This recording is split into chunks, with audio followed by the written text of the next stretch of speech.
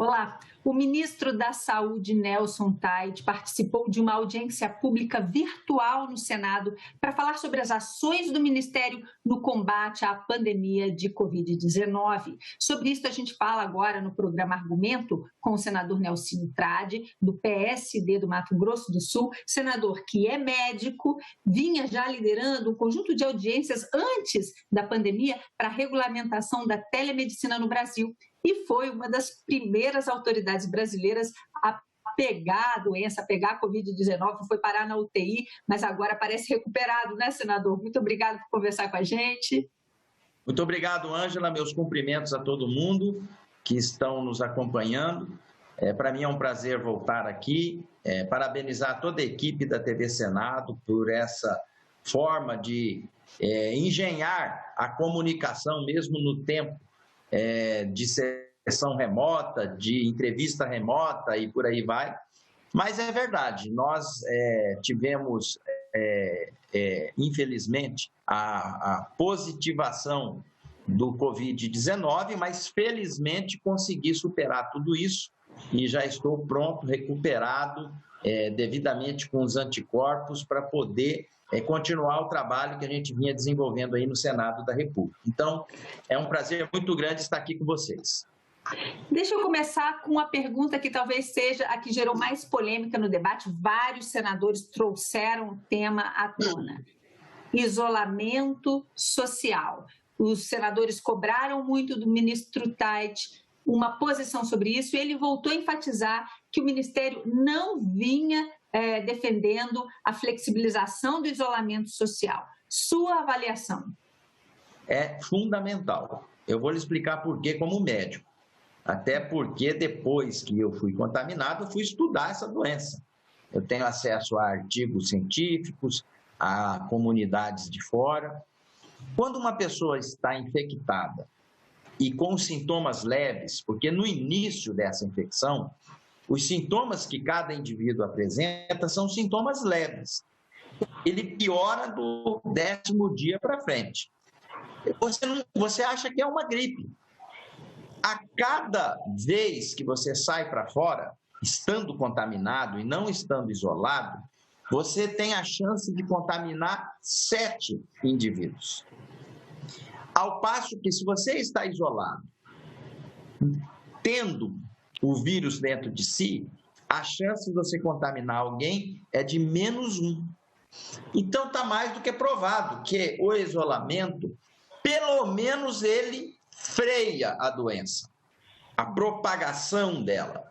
E é isso que a gente precisa, porque caso tenha um número de infectados muito maior do que a gente possa esperar, a chance desses infectados de ir para um hospital e precisar de uma UTI é de 30%. Então, o nosso sistema de saúde não consegue absorver uma quantia de gente que possa vir a ser contaminada e precisar de atendimento hospitalar, ainda mais de UTI. Daí você vê colapso do sistema de saúde em algumas capitais do Brasil e outras já anunciando um colapso na semana que vem. Então, é uma situação que não tem saída, uma vez que não tem remédio para esse vírus. A saída única, eu sei que é chato, que impede a economia de ir para frente, vai dar um outro problema lá no futuro, mas não tem outra saída. Os países que fizeram, foram disciplinados e rigorosos no isolamento, tiveram resultados positivos já mais do que provados. O ministro também defendeu uma regionalização das políticas de combate ao corona. Eu queria perguntar para o senhor, junto com essa pergunta, como é que o senhor avalia hoje, depois de ouvir o novo ministro da Saúde, que assumiu no último dia 17 de abril, salvo engano, como que o senhor avalia o que o Ministério está fazendo a partir de agora e o que o senhor acha dessa política especificamente de regionalização? Bom, primeiro que teve um lado muito positivo nessa equipe nova que assumiu. eles tiveram o bom senso e o equilíbrio de manter grande parte da equipe anterior do ex-ministro Mandetta. Isso é muito importante porque dá sequência a um trabalho que já estava sendo realizado no meio dessa guerra. Em relação a essa questão de tratar regionalmente cada caso, eu acho que isso é mais do que natural que aconteça. Por quê? A região lá do norte, não tendo um surto fora da curva, ela tem que ser tratada de uma forma.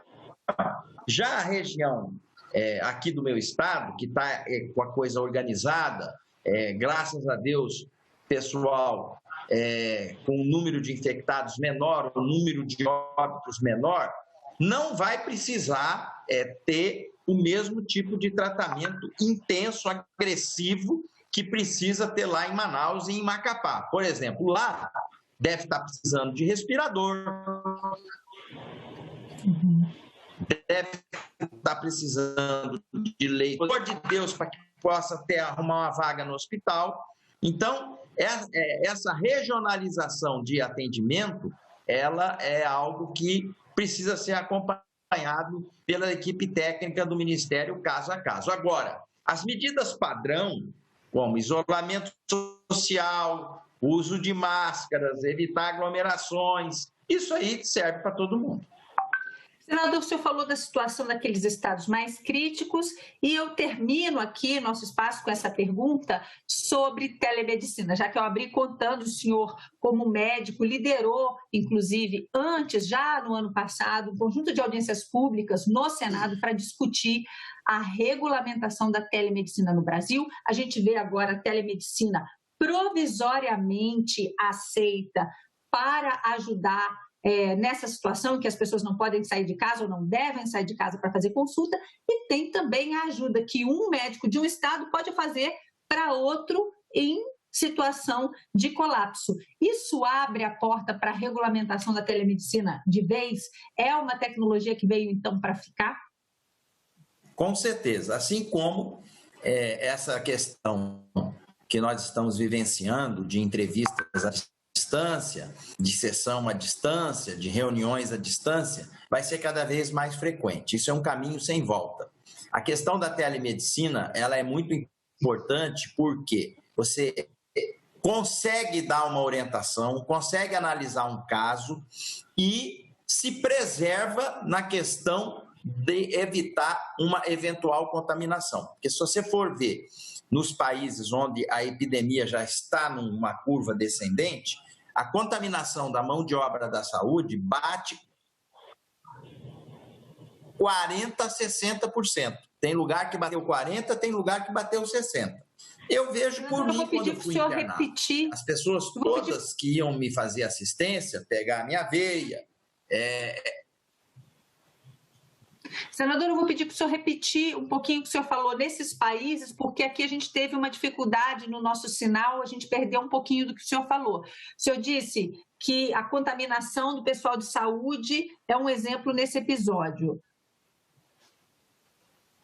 Então, é um exemplo porque tem determinados países que já estão com a curva descendente, ou seja, já superando essa questão, que 40% da mão de obra da saúde foi afetada. Tem lugares que 60% foi afetada. Então, vai de 40% a 60%. Ou seja, metade vai ser contaminado pelo Covid-19. Eu vejo por mim, quando eu fui internado, todo o cuidado que tiveram que ter para poder me fazer as medidas de pulso, pressão, temperatura, tirar o material para ver o exame de sangue, e isso sujeita quem está trabalhando nessa questão de se contaminar com o indivíduo que apresenta esse vírus. Então, essa é uma questão da telemedicina que acaba evitando, pelo menos, esse contato físico, de um exame físico, de um exame clínico.